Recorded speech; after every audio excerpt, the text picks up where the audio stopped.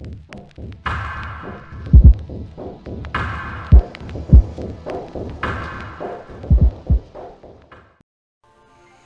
everyone. I'm glad that you're here. A nice place to be together. Today I'd like to talk about lockdown and freedom.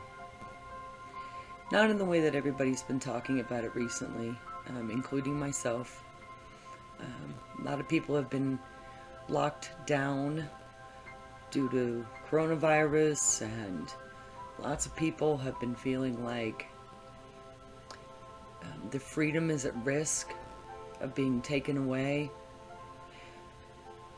And I've meditated on that quite a bit, and I just want to discuss, we have so much more power than we give ourselves credit for, and we also jail ourselves more than we take credit for. So, is our freedom at risk? Yeah, it is. It kind of is. Is it at risk from external factors? Sure, in some ways that's true. But what I want to touch on today is that freedom is truly from within. And when we can take that responsibility and take that gift that we've been given, we truly can be free. In my thinking, I have realized that we are our own worst jailers. Many of us have been screaming for freedom and fighting against external forces taking away our freedom. But the truth is, the freedom is within. And we can give ourselves a level of freedom that perhaps we haven't so far in our lives. Some of you may have, and that's awesome. But we can give ourselves that freedom, and we can experience that freedom so much more often than the majority of us do. So how is it that we jail ourselves? We're screaming for freedom, yet at the same time we're not allowing ourselves to be free. And why is that? What are we a victim to? What are we captives of? And in my case, I've realized that in the past I've been a captive to worrying about what other people think. I've been jailing my soul that wants to speak out, and I've done so out of fear of judgment, people pleasing, worrying about not being accepted for who I truly am. I mean, I don't know that I've actually accepted myself in the past for who I truly am. But I've done a lot of soul searching over the years and have come to realize people pleasing is a dead-end path, and worrying about what everybody else thinks is a dead-end path as well. But I think the biggest, deepest awakening that I've had is coming to realize that I wouldn't be worried about what other people think if there wasn't an insecurity within me. A lot of my life I've spent, hoping, wishing, praying that other people would be open to my truth, would respect that, would embrace it even. And the fact of the matter is, it really doesn't matter. My truth may not be the truth of someone else. But by trying to get someone else to fully embrace me as I am, if I'm struggling with that, then that must mean that I'm struggling with it within myself. And that's a more important thing to tackle. So, how do you put your soul on lockdown? What does your soul want to say? What does your soul want to express that you aren't allowing? And just as importantly, why aren't you allowing it? So what kind of baggage are you hanging on to? What kind of story are you telling yourself that is preventing you, you're allowing to prevent from moving forth in your authenticity? That is the true prison that many of us live in. Maybe not all the time, but a lot. It's time to really write our own movie scripts, right? I mean, in a lot of ways, this life is nothing but a movie. And we're the directors.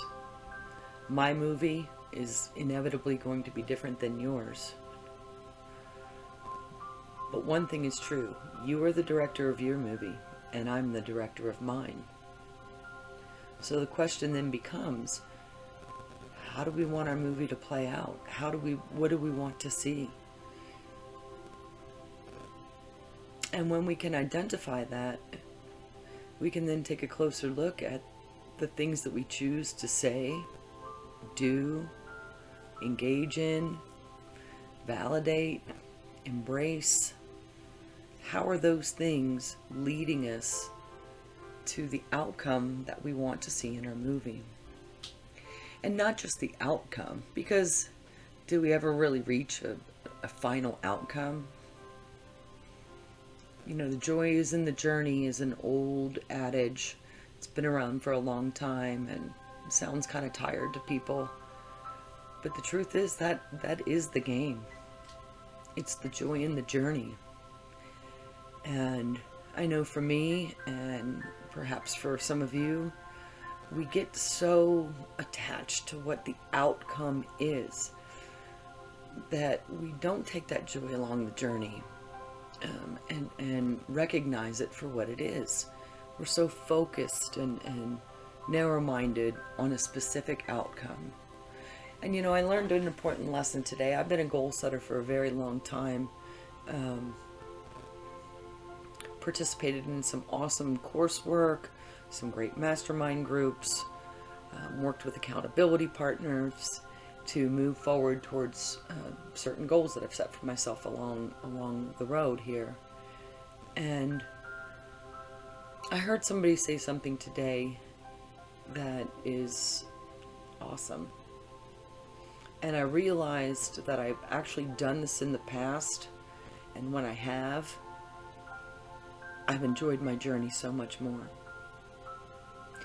And what that message that I heard today is that instead of having a close-ended goal, for example, within 2 months I'm going to make such and such amount of money, or by the end of this year I will publish a best-selling book, or in 3 months I will have paid off $10,000 worth of debt, whatever it may be. To take that type of goal and actually adjust it a bit so that instead of looking towards a final outcome, you're committing to the journey. So for instance, instead of in 3 months I will pay off $10,000 worth of debt, maybe you're saying every week I will be looking at my money situation and making a plan to do better. Every day I will put $10 towards savings. Something like that. It's about showing up every day. So making your goal about the journey and allowing whatever the outcome is to occur. Not being so attached to it. Instead of within a year, my marriage will be much more satisfying.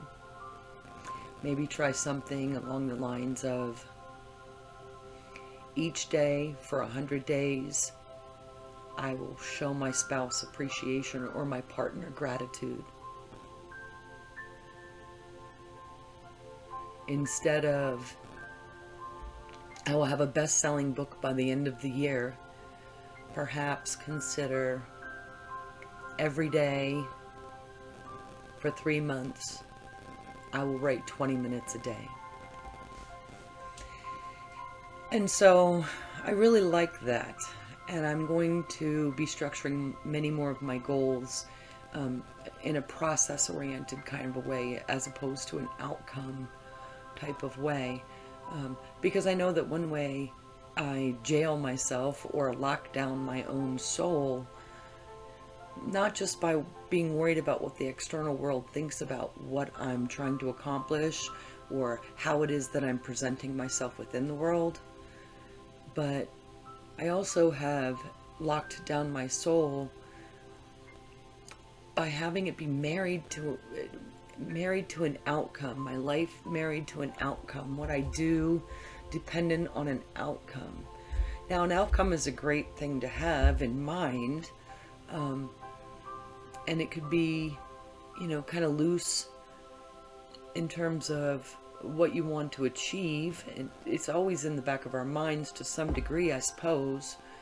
But when we can learn to let go of that, we actually kind of put that baggage down. It's kind of like if you walk around with the baggage of your past all the time, it becomes so heavy, and it starts impacting you in ways that you don't even realize. And I've been wondering if that's not the same truth about the future. So when we set goals or gear everything, the things that we do and say around a final outcome of some sort, rather than the process, I kind of feel like it becomes baggage as well. It really does. I used to have big, huge, lofty goals, and that's how I was instructed, and I was taking a lot of coursework to do that, come up with a SMART goal, make it specific, measurable, is it achievable, is it realistic, and how timely is it? But they were always set into the future, and truthfully, all we have is right now. And I'm really starting to feel much better about setting a process goal. I tell you, one thing that has happened with my long-term goals is, you set a goal and for a year from now, and it may be very attainable while you set it. It might require hard work, most do, but it might be very attainable. But perhaps within that year, other circumstances that are unforeseen present themselves, and at the end of that year, you don't attain that goal. It's happened to me, and when it does, that date in my goal comes up, and I haven't achieved what I set, then I start to tell myself things about who I am and what I can and can't do, and see, you didn't achieve that, so it wasn't realistic, or you don't have the skills to make that happen, you never did enough to make it happen. When in fact, many times that was busting my butt to make them happen. And so there's a negativity that comes with that, and it became disempowering. And so I put that goal setting aside until recently, and now my goals are going to be process oriented, meaning as long as I show up every day to write for 20 minutes, or to exercise for a half an hour, or to put certain monies aside, or to cut out certain expenses that really aren't absolutely necessary, then I'm showing up every day, and every day I have something to celebrate. And if I can show up every day and allow my soul to be free, the outcome, a positive outcome, is bound to happen. So I just wanted to talk about how we can set ourselves free. I mean, there are a lot of, shall we say, threats against our external freedom out there in the world. But a lot of that we don't have any power over. But the only person that has power over setting ourselves free, setting our souls free, setting our thinking free is us. And so we have to take that responsibility to do that. We scream for freedom, but we're often the biggest jailer of ourselves. So I'm encouraging you to think about that, maybe to try it out if you're somebody who's been a goal setter and you've struggled with that. Set yourself up for success, and set yourself up for success every day so that you have something every day to celebrate. That's mainly what I wanted to share with you. I'd love to hear your thoughts, your feelings about that. And I'll just encourage you, let go of fear. Definitely keep your goals in mind, but maybe come from a more process-oriented view as opposed to outcome-oriented. And let's see where that takes you. I'm excited for some new goals that I've set for myself, and I'd love to hear how you are moving along with your goal setting and success. Thanks so much for joining me here today, and I hope you have a beautiful rest of your day, and I hope to see you again soon. Thank you.